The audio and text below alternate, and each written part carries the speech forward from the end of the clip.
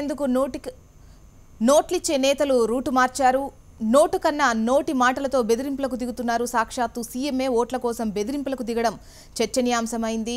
నంద్యాల ఉప ఎన్నిక కోసం సీఎం చంద్రబాబు కొత్త రూట్ ఎంచుకున్నారు. ఓటు కోసం నోటు ప్రలోభాలు చూపడం కన్నా అధికారం చేతిలో ఉంది కదా అని బెదిరింపులకు దిగినట్లు కనిపిస్తోంది. అయితే ప్రభుత్వ పథకాలు అనుభవిస్తూ టీడీపీకి ఓటేయకుంటే ఎలా అంటూ ప్రశ్నించారు. మంత్రి భూమా అఖిలప్రియ ఫోన్ లైన్లో సిద్ధంగా ఉన్నారు. నమస్తే అండి అఖిలప్రియ గారు. అఖిలప్రియ గారు. హలో అఖిలప్రియ గారు, చెప్పండి. నంద్యాలలో జరిగినటువంటి ఈ మీటింగ్లో మీరు ఉన్నారు. అంటే అభివృద్ధి చేయకపోతే నేను ఎందుకు ఓటేయాలి అన్నట్టుగా అయితే వాయిస్ వినిపిస్తోంది. అసలు దీని వెనక అంటే ఉద్దేశం ఏ విధంగా ఉందని మీరు అంటున్నారు? చూడండి, ఒకటి ముఖ్యమంత్రి గారు చెప్పిన విషయము, మీకు రోడ్ వేపిస్తాను, మీకు పెన్షన్ ఇప్పిస్తున్నాను, మీకు రేషన్ కార్డులు ఇప్పిస్తున్నాను, నాకు కాకపోతే ఇంకెవరికి ఓటు వేస్తారు ప్రజలు అని ఆ ఉద్దేశంతో అన్నారే కానీ నాకు మీరు ఓటు వేయకపోతే ఇవన్నీ చేయనను లేకపోతే వేరే ఉద్దేశంతో ముఖ్యమంత్రి గారు అనలేదు. ఆయన అనడం కూడా నవ్వుతూ ఇన్ని మంచి పనులు చేస్తున్నప్పుడు ప్రజలు అంటే మనకు కాకపోతే ఇంకెవరికి ఉంటుంది అనే ఉద్దేశంలో ఆయన అన్నారు. దాన్ని తప్పుగా ప్రొజెక్ట్ చేయడం జరుగుతుంది.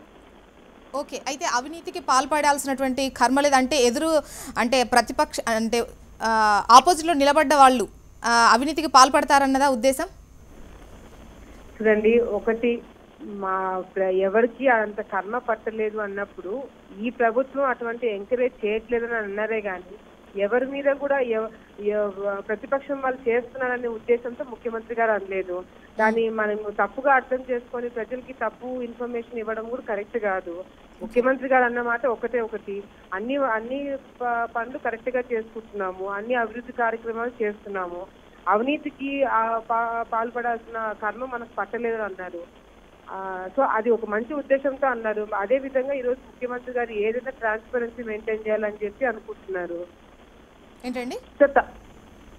సో ఈ ప్రభుత్వం చేయట్లేదు అన్నారే కానీ మిగతా వాళ్ళు చేస్తున్నారనే ఉద్దేశంతో ముఖ్యమంత్రి గారు అనలేదు.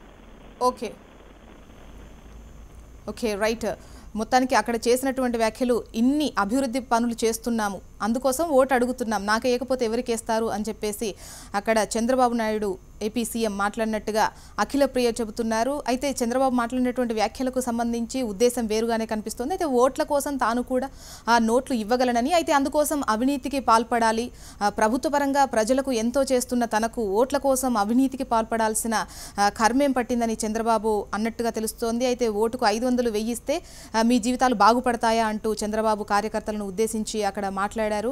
అయితే ప్రభుత్వ పరంగా ప్రజలకు అన్నీ చేస్తున్నప్పుడు ఓట్ల కోసం డబ్బులు ఎందుకు పంచాలి అన్నది చంద్రబాబు ఉద్దేశం కావచ్చు. కానీ చంద్రబాబు మాటలు కాస్త బెదిరింపులకు దారి తీయడమే అన్నట్టుగా కూడా అనిపిస్తుంది. అయితే మనం మాట్లాడినప్పుడు వైసీపీ ఎమ్మెల్సీతో మాట్లాడినప్పుడు కానీ ఎమ్మెల్యే వారితో మాట్లాడినప్పుడు అంటే అభివృద్ధి జరగలేదు అనేది కూడా వాళ్ళు వ్యక్తం చేస్తున్నటువంటి పరిస్థితి. రుణమాఫీకి సంబంధించి కూడా రైట్ మనతో మాట్లాడేందుకు గఫూర్